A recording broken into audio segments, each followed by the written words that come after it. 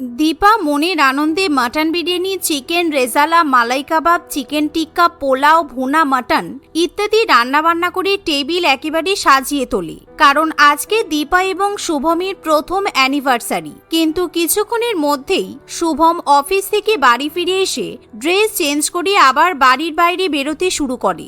যা দেখে দীপা বলে, এ কি শুভম, তুমি কোথায় যাচ্ছ? এই তো বাড়িতে এলে, আবার এখনই চলে যাচ্ছ? আজকে তো আমাদের অ্যানিভার্সারি। আমি তোমার প্রিয় খাবার দাবার রান্না করেছি। সারাদিন তো তোমার পাত্তাই ছিল না। অন্তত এখন তো আমরা দুজনেই একটু সময় কাটাতেই পারি। ও, আজকে আমাদের অ্যানিভার্সারি? কাজের চাপে আমি তো ভুলেই গিয়েছিলাম। আসলে আমি একটা ক্লায়েন্টের সাথে বিজনেস মিটিং এর জন্য অ্যাপয়েন্টমেন্ট নিয়ে রেখেছি, তাই আমি ওখানেই খেয়ে নেবো। তুমি একটা কাজ করো, আমি তোমাকে অ্যাকাউন্টে 1 লক্ষ টাকা ট্রান্সফার করে দিয়েছি। তোমার যা ইচ্ছে তুমি তাই কিনে নিও, আর আমার জন্য ওয়েট করতে হবে না। আমি রাতে বাড়িতে ফিরবো না। এমন কথা শুনে দীপার খুব খারাপ লাগে। আসলে শুভমের বাবার বিশাল বড় কোম্পানি ছিল। এক কথায় শুভম এবং তার পরিবার কোটিপতি। তাই শুভম প্রত্যেক দিনই খুবই ব্যস্ত থাকতো, কারণ সারাদিনই সে নাকি বাবার ব্যবসা সামলাতো। তাই দীপা যখনই শুভমকে একসাথে খাওয়ার কথা বলে কিংবা বাইরে বেড়াতে যাওয়ার কথা বলে, তখনই শুভম কোনো না কোনো অজুহাতে দীপাকে না করে দেয়। আর আজকেও দীপার সঙ্গে একই ঘটনা ঘটে। দেখো শুভম, তুমি আমাকে এতদিন ধরে না করে গেছো, আমি কিছু বলিনি। কিন্তু আজকের দিনটা তুমি যদি আমার হাতে রান্না করা খাবার খাও, তাহলে কি পৃথিবী ধ্বংস হয়ে যাবে? আমাদের যথেষ্ট টাকা পয়সা আছে, আর এক্সট্রা কোনো টাকা ইনকাম করার দরকার নেই। তোমার এই বিজনেসের জন্য আমাদের সম্পর্কটা একেবারে নষ্ট হয়ে যাচ্ছে। তোমার ক্লায়েন্টকে বলো আজকে আমাদের অ্যানিভার্সারি, তাই তুমি যেতে পারবে না। উফ, তোমার মেয়েরা তো সারাক্ষণ শুধু টাকা টাকা করো, আর এদিকে আমরা ছেলেরা টাকা ইনকাম করতে গেলে তোমাদের যত সব প্রবলেম হয়ে যায়। আরে বাবা, আমি তো টাকাটা তোমার জন্য ইনকাম করতে যাচ্ছি নাকি? আমি তোমাকে টাকা পাঠিয়ে দিয়েছি, তুমি নিজের ইচ্ছা মতো গিফট কিনে নিও। ব্যাস, এর থেকে বেশি আমি আর কোনো কথা শুনতে চাই না। এই বলে শুভম বাড়ি থেকে বেরিয়ে যায়। শুভমের এরকম ব্যবহারে দীপার অত্যন্ত খারাপ লাগে, তাই সে চুপচাপ কান্নাকাটি করতে থাকে। অন্যদিকে শুভম বাড়ি থেকে বেরিয়ে সোজা একটা ডিওরির দোকানে ঢুকে পড়ে। সেখান থেকে সে দুটো দামি দামি ডিজাইনার ব্যাগ কেনে, সেই সঙ্গে ফুলের দোকান থেকে গোলাপের বুকে কিনে নেয়। ঠিক তখনই শুভমের কাছে একটা ফোন আসে।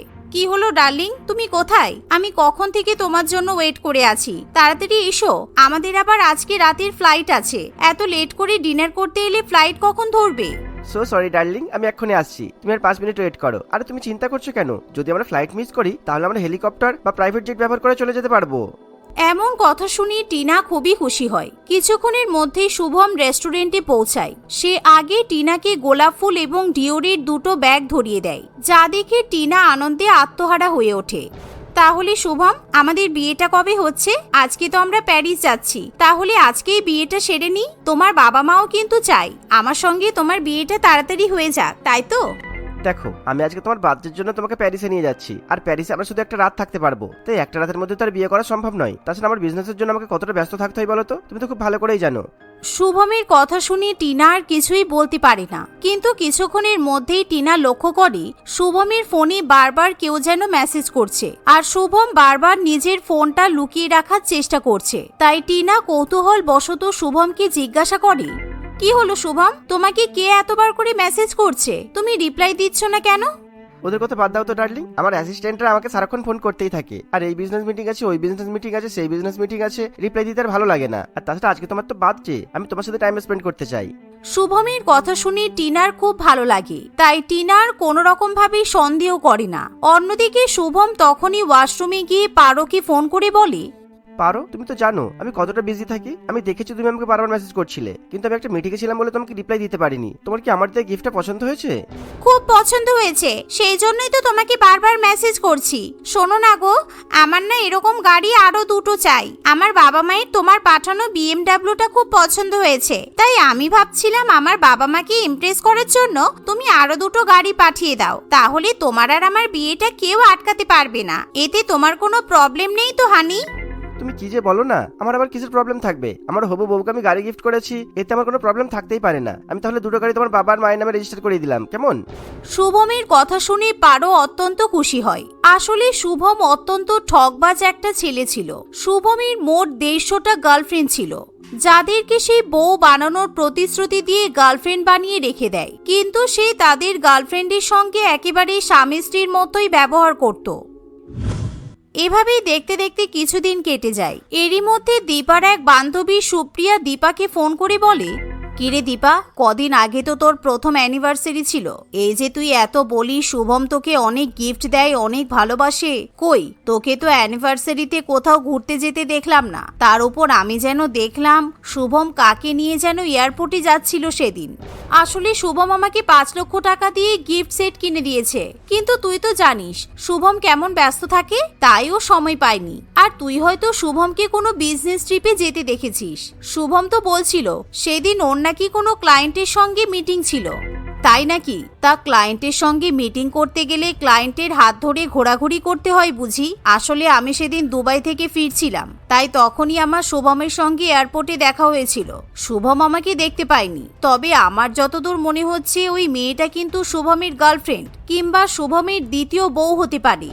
এমন কথা শুনে দীপা ভীষণই ভয় পেয়ে যায়। সুপ্রিয়া তখনই দীপাকে সেই ভিডিও পাঠায়। সেই ভিডিও দেখে দীপা অত্যন্ত রেগে যায়। শুভম যখন বাড়িতে ফিরে আসে তখন ক্লায়েন্টের সঙ্গে মিটিং করতে গেলে তার গায়ে পড়তে হয় নাকি? তুমি আমাকে এতদিন মিথ্যা কথা বলেছো। সব সময় তুমি নাকি বিজনেসের কাজে ব্যস্ত থাকো, তোমাকে অনেক মিটিং হ্যান্ডেল করতে হয়, তাহলে তুমি ওই মেয়েটার গায়ে পড়ে ঘুরে বেড়ানোর সময় পাচ্ছ কি করে? এই মেয়েটা কে? এই রে, কেউ মনে হয় আমার নামে কাঠি করে দিয়েছে। নিজেটা ভালো থাকবে না আর আমাকেও ভালো থাকতে দেবে না। উফ, বড় জ্বালাই পড়ে গেছি। এখন বউকে কি বলে সামলাই, খুব সমস্যা। আসলে ওই মেয়েটা আমাদের একজন ক্লায়েন্ট, অ্যাকচুয়ালি ওরা আমাকে খুব পছন্দ, তাই বারবার আমার গায়ে পড়ছিল। এতে আমার কি দোষ বলো? আমি তো বিজনেসের খাতিরে গিয়েছিলাম, তবে আমি ওর সঙ্গে ডিল ফাইনাল করিনি। তবে তুমি কোনো চিন্তা করো না, তোমার মতো এত সুন্দরী বউ থাকতে আমি বাইরে কেন নজর দেবো বলো তো? শুভম এরকম মিষ্টি মিষ্টি কথা বলে দীপার মনে সন্দেহ দূর করিয়ে দেয়। কিন্তু শুভম বাথরুমে স্নান করতে গেলে দীপা দেখতে পায় রঞ্জনা নামের একটি মেয়ে শুভমকে বারবার ফোন করছে, যা দেখে দীপা তখনই ফোন রিসিভ করে। শুভ বেবি, তুমি আমাকে এখনো পিক আপ করতে এলে না? তোমার বউ কখন থেকে তোমার জন্য দাঁড়িয়ে আছে। আজকে তো আমাদের 2 উইক অ্যানিভার্সারি, তুমি কি আমার জন্য গিফট আনতে গেছো? কি হলো, তুমি কিছু বলছো না কেন? এই যে তোর শুভ বেবি করাচ্ছি আমি। আর তুই কে রে? তুই নিজেকে বউ বলছিস? শুভ শুধুমাত্র আমার বর। সাহস থাকলে এখনই আমার বাড়ির সামনে আয়, তোর ছাল চামড়া তুলে নেব একেবারে। হতচ্ছাড়া মেয়ে কোথাকার, আমার বরকে ফাঁসানো। এক্সকিউজ মি, আমি খুব ভালো করেই জানি তুমি তো শুভমের বাড়ির ওই মেন্টাল কাজের লোকটা, তাই না? যে নিজেকে শুভমের বউ ভেবে বসে থাকে। কে জানে বাবা, শুভম তোমাকে এখনো কাজ থেকে ছাড়িয়ে দিচ্ছে না কেন? অবশ্য আমার বেবি এতই কাইন্ড যে ও তোমার মতো গরিবের পেটে লাথি মারতে চায় না। তবে আজকে আমি আমার বেবিকে বলে তোমাকে কাজ থেকে ছাড়াবই। এমন সময় শুভম সেখানে এসে পড়ে। ছি, লোকের কাছে তুমি আমাকে কাজের লোক বলে পরিচয় দিয়েছো। আজকে নাকি তোমার সঙ্গে একটা রঞ্জনা নামের মেয়ে 2 উইক অ্যানিভার্সারি আছে, ও আবার নিজেকে তোমার বউ বলে দাবি করছে। ছি, ঘরের বউ থাকতে তুমি বাইরে এসব করে বেড়াচ্ছ। দীপা, তুমি কিন্তু আমার মাত্রা ছাড়িয়ে যাচ্ছ। কে আমাকে ফোন করে কিসব আলফাল বললো আর তুমি বিশ্বাস করে নিলে? আর তুমি তো খুব ভালো করেই জানো আমি অনেক হ্যান্ডসাম বলে অনেক মেয়ের কাছ থেকে আমি বিবাহিত হওয়া সত্ত্বেও বিয়ের প্রপোজাল পাই। এভাবে শুভম দীপাকে অনেক কথা শুনিয়ে দেয়, কিন্তু দীপা এবার কিছুতেই শুভমকে বিশ্বাস করতে পারে না। কিছুক্ষণ পর শুভম যখন বাইরে বেরিয়ে যায় তখন দীপাও চুপি চুপি শুভমের পিছু নেয়। সারাদিন শুভমকে ফলো করে দীপা দেখতে পায় শুভম সত্যি একটা মেয়ের সঙ্গে দেখা করে এবং তার সঙ্গে লাঞ্চও করতে যায়। তার মানে সবাই এতদিন ঠিকই বলতো, আমি বোকার মতো শুভমকে বিশ্বাস করে গেছি। কিন্তু সুপ্রিয়া তো আমাকে অন্য মেয়ের ছবি পাঠিয়েছিল, তাহলে ব্যাপারটা আসলে কি? এভাবেই দীপা খুবই সন্দেহ করতে থাকে। কিন্তু তখনকার মতো দীপা চুপচাপ বাড়িতে ফিরে যায়। রাত্রিবেলা শুভম যখন ঘুমিয়ে পড়ে তখন দীপা চুপি চুপি শুভমের ফোন খুলে দেখে শুভম প্রত্যেকদিন এক একটা নতুন মেয়ের সঙ্গে চ্যাটিং করে। দীপা খুব ভালো মতোই দেখতে পায় শুভমের ফোনে মোট 149টা মেয়ের চ্যাট আছে, আর সেই মেয়েদের ছবিও আছে। দীপা সব ছবি, ভিডিও এবং চ্যাট নিজেদের ফোনে ট্রান্সফার করে নেয়। পরের দিন শুভমের ম্যানেজার শুভমকে ফোন করে বলে, স্যার সর্বনাশ হয়ে গেছে। ম্যাডাম আপনার নামে কেস করেছে, তার সঙ্গে আবার আপনার সব গার্লফ্রেন্ডগুলোও রয়েছে, সবাই মিলে আপনার নামে কেস করেছে। শুভম দীপাকে বাড়িতে কোথাও খুঁজেও পায় না, কারণ দীপা ততক্ষণে বাপের বাড়িতে চলে যায়। শুভম বারে বারে দীপাকে ফোন করলেও দীপা কিছুতেই শুভমের ফোন ধরতে চায় না। কিছুক্ষণের মধ্যেই শুভমের বাড়ির দরজায় বারবার কে যেন নক করতে থাকে। শুভম দরজা খুলে দেখে তার সমস্ত গার্লফ্রেন্ডের বাবা মা সেখানে ভিড় করে দাঁড়িয়ে আছে। আমার মেয়ে কয়েক মাস ধরে এই ছোটটাকে বিয়ে করার জন্য পাগল হয়ে গেছে। একে তো দেখতে হারগিল্লে, তার উপর এর নাকি আবার 150টা বউ আছে। এই ছেলের থেকে আমি তো অনেক ভালো ছেলে খুঁজে দিতে পারতাম। থাক বাবা, এসব বলে এখন কোনো লাভ নেই। ও আমার মন ভেঙে দিয়েছে, আমি ওর শাস্তি চাই। আমি তো স্বপ্নেও ভাবতে পারিনি তোমার বাড়িতে সত্যিকারের একটা বউ আছে, তবুও তুমি এতদিন আমাকে বিয়ের স্বপ্ন দেখিয়েছো, আমাকে সবসময় বউ বউ বলে ডেকেছো।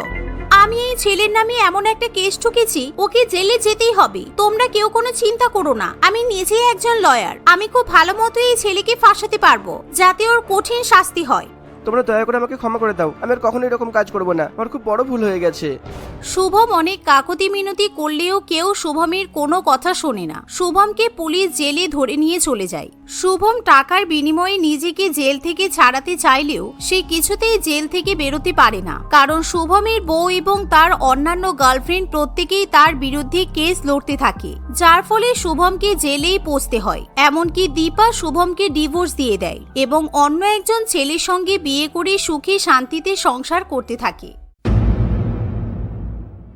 কি হলো? তোমাকে বললাম না ওই গ্রামে তুমি যাবে না, তুমি আবার যাচ্ছ? তোমাকে আর কতবার বোঝাবো বলো তো, তুমি কেন বুঝতে পারো না? আচ্ছাই মুশকিল তো, ওই গ্রামে আমার বাবা মা আছে, আমার ঘর পরিবার আছে, আমি সেখানে যাব না সেটা হতে পারে? তুমি শহরে মেয়ে, গ্রামে যেতে চাও না, সেটা তোমার প্রবলেম। তোমাকে তো আমি ফোর্স করছি না, তাই না? আমার মায়ের শরীর খারাপ, মা ফোন করেছিল আমাকে, তাই যেতেই হবে, বুঝেছো? হ্যাঁ যাও, আমি আর কি বলবো। বিয়ে 4 বছর হয়ে গেল, কতবার বলেছি যে তোমার বাবা মাকে শহরে নিয়ে এসো দরকার পড়লে, তা নয় শুধু নিজেই গ্রামে যাবে। তুমি যেমন শহরের মেয়ে বলে গ্রামে যেতে চাও না, তেমনি আমার বাবা মা কখনোই শহরে এসে থাকতে পারবে না। আমাদের বিয়ের ব্যাপারে এখনো তাদের জানাতে পারলাম না, আর তুমি মা বাবাকে এখানে নিয়ে আসার কথা বলছো? আচ্ছা বাবা, আমার দেরি হচ্ছে, আমি আসছি।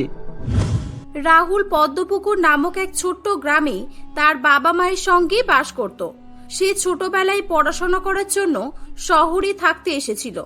উচ্চশিক্ষায় শিক্ষিত হওয়ার পর সে শহরে একটা ভালো চাকরি পায় এবং রুমকিকে বিয়ে করে শহরে ফ্ল্যাট ভাড়া নিয়ে থাকতে শুরু করেছিল।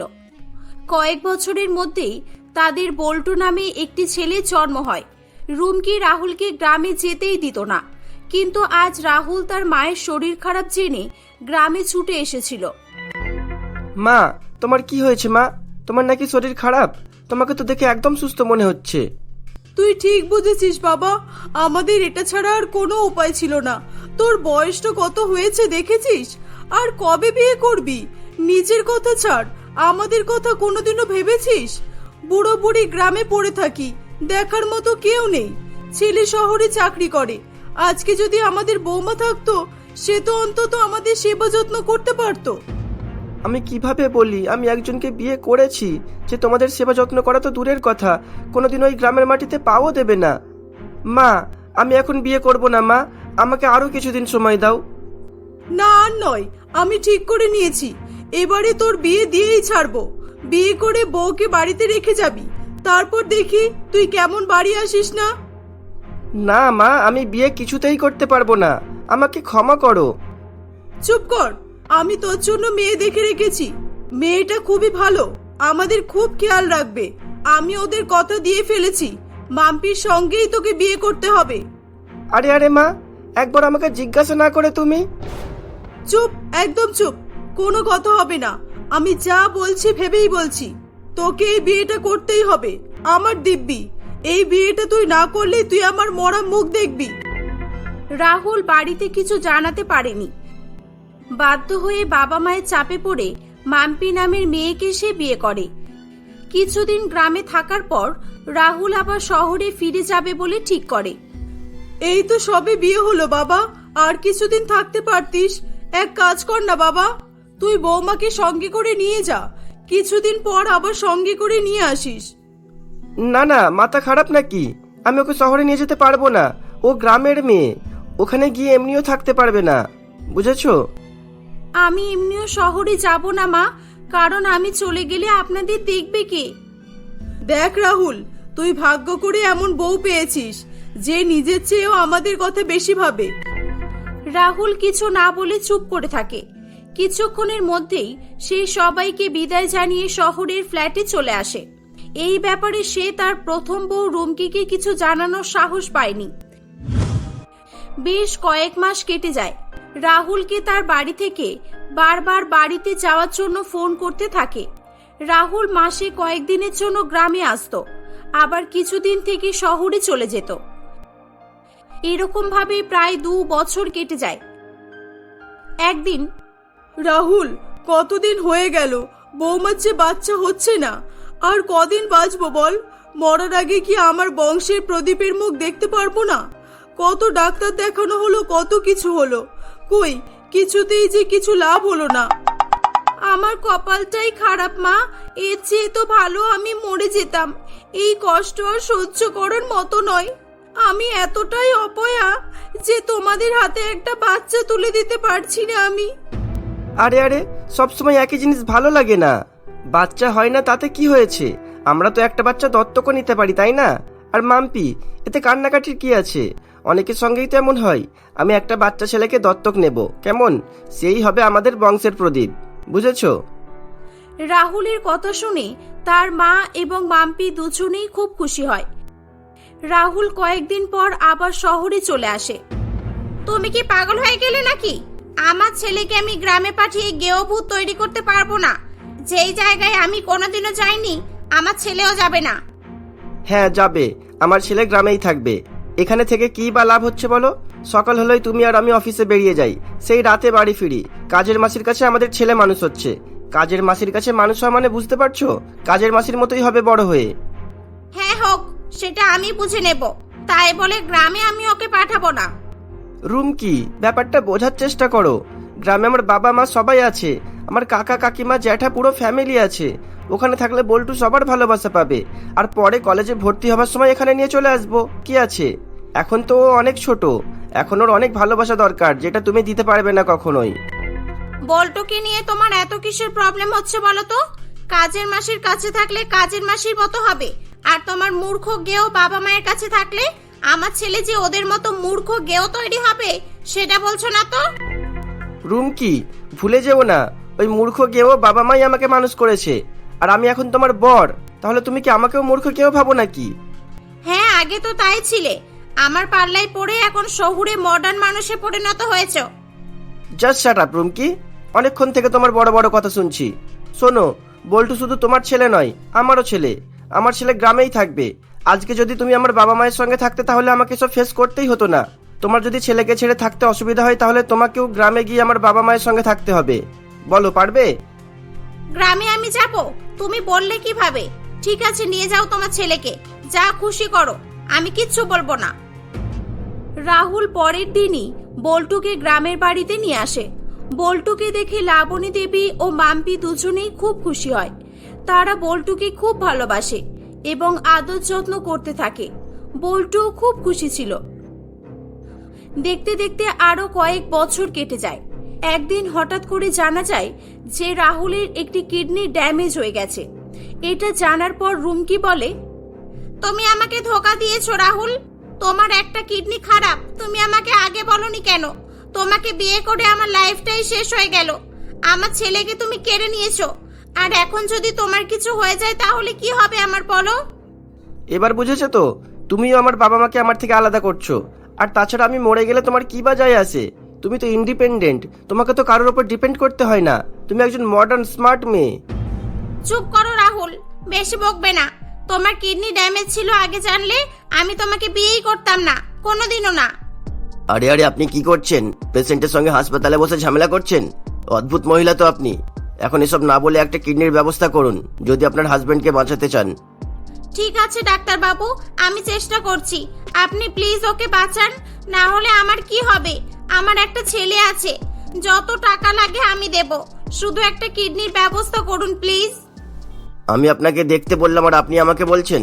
আপনার সাধ্যের বাইরে এসব। যদি কেউ চেনা পরিচিত স্বেচ্ছায় কিডনি দিতে চাই, এরকম কাউকে পান, নিয়ে আসুন। আপনার হাজবেন্ডের আরেকটা কিডনিতেও আমরা ইনজুরি দেখতে পাচ্ছি। রুমকি কিডনির খোঁজে পেপারে নিউজ ছাপিয়ে দেয়। শুধু তাই নয়, রাস্তায় রাস্তায় কিডনি চাই বলে অনেক বিজ্ঞাপনও লাগায়। এভাবেই বেশ কয়েকদিন কেটে যায়। একদিন, আপনার আর কোনো ভয় নেই, আমরা কিডনি লাগিয়ে দিয়েছি, আপনি এখন বাড়ি যেতে পারেন। ডাক্তারবাবু, আমাকে কিডনি কে দিল? কি একটা যেন নাম, মাম্পি। আর সরি, ওনাকে আমি বাঁচাতে পারলাম না, ওনার আগে থেকে ব্লাড ক্যান্সার ছিল। আচ্ছা, ওনার সাথে আপনার সম্পর্কটা কি একটু জানতে পারি? এটা শুনে রাহুল আর কিছু বলার মতো অবস্থায় ছিল না। সে কিছু বুঝতেই পারছিল না যে কখন কি করে এসব হয়ে গেল। তখন তার কাছে লাবণী দেবী আসে। এই নে বাবা, চিঠিটা পড়, মাম্পি এটা আমার কাছে দিয়ে গেছে। রুমকি ও লাবণী দুজনেই আগে চিঠিটা পড়ে ফেলেছিল। রাহুল চিঠিটা নিয়ে পড়তে শুরু করে। রাহুল, আমি জানি না আমি স্ত্রী হিসাবে তোমাকে কতটা ভালোবাসা দিতে পেরেছি। আমি জানি যে তুমি আমাকে মন থেকে কখনোই স্বীকার করতে পারোনি, কারণ তুমি রুমকিকে ভালোবাসো। হ্যাঁ রাহুল, আমি সবই জানি। রুমকি তোমার প্রথম স্ত্রী আর বল্টু তোমাদেরই ছেলে। আমার সঙ্গে তোমার বিয়েটা চাপে পড়েই হয়েছিল, আমি সেটাও জানি। সবটাই আমার ভাগ্য বলে আমি মেনে নিয়েছিলাম। তোমাকে কখনোই কিছু বুঝতে দিইনি। তোমার বাবা মাকে আমি নিজের বাবা মায়ের মতো ভালোবেসেছি। আর বল্টু তো আমার প্রাণ, আমার সোনার টুকরো ছেলে। আমার একটা শেষ ইচ্ছা পূরণ করবে রাহুল। আমি মারা যাওয়ার পর রুমকিকে গ্রামের বাড়িতে নিয়ে আসবে। বাবা মায়ের তোমাদের খুব প্রয়োজন। আর বল্টু, ও অনেক ছোট, ওর এখন তোমাদের ভালোবাসার প্রয়োজন। আর একটা কথা রাহুল, আমার ব্লাড ক্যান্সার ছিল বলেই আমি ইচ্ছা করে এতদিন বাচ্চা নিইনি। ভালো থেকো তোমরা সবাই। চিঠিটা পড়ে রাহুল অঝরে কেঁদে ওঠে। রুমকিও চিঠিটা পড়ে তার ভুল বুঝতে পারে। সেও তার অশ্রু ধরে রাখতে পারে না। রাহুল, আমাকে ক্ষমা করে দাও রাহুল। আমি তোমার বউ হয়ে কোনোদিনও তোমাকে মাম্পির মতো ভালোবাসতে পারিনি। তোমার বাবা মাকে আপন করে নিতে পারিনি। আজ যদি আমি তোমার পরিবারকে আপন করে নিতাম তাহলে এসব হতো না। মাম্পির হৃদয় অনেক বড়। ও যেতে যেতে আমাকে উচিত শিক্ষা দিয়ে গেছে। রুমকিকে রাহুল ক্ষমা করে দেয়। রাহুলের বাবা মাও রুমকিকে বৌমা হিসাবে মেনে নেয়।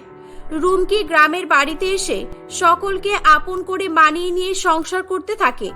রাহুল কয়েক মাসের মধ্যেই তাদের বাড়ি থেকে কিছুটা দূরে তার চাকরির পোস্টিং করিয়ে নেয়। এভাবেই সবাই মিলে হাসি খুশি জীবনযাপন করতে থাকে।